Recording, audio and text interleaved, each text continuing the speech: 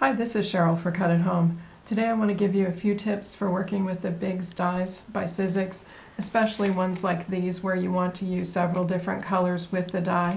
At least this is how I do them, and it works fairly well for me.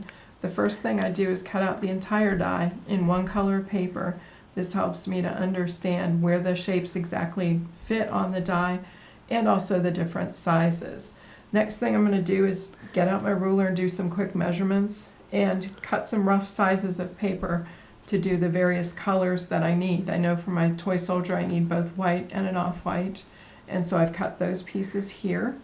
I've got red for his vest, white for his gloves, and for the feather on his hat, also for the crossband on his uniform, a little black underneath it for his belt, his boots in black, and finally his hat in red.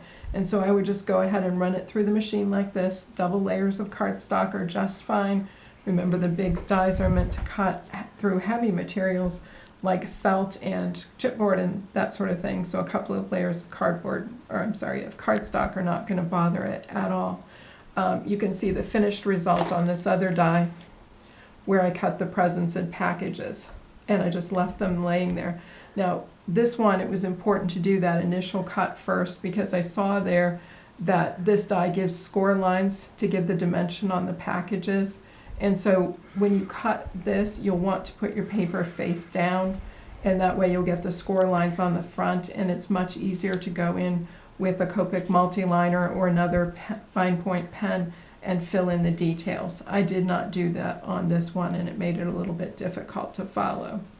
And then, of course, finally on the tattered poinsettia die, this one, if you follow the picture, you're going to do it all out of the same type of cardstock anyway, so you can just go ahead and cut your piece of cardstock to the size of this and go ahead and cut one of anything. And then if you need to go back and cut more, for example, I always cut more of the larger base here entirely in green to make my leaves, and then offset it with a large one in either pink or the off-white to start my poinsettia, so it's more fulsome and there's plenty of leaves there too.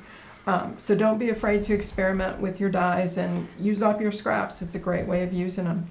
Thanks for watching. Bye.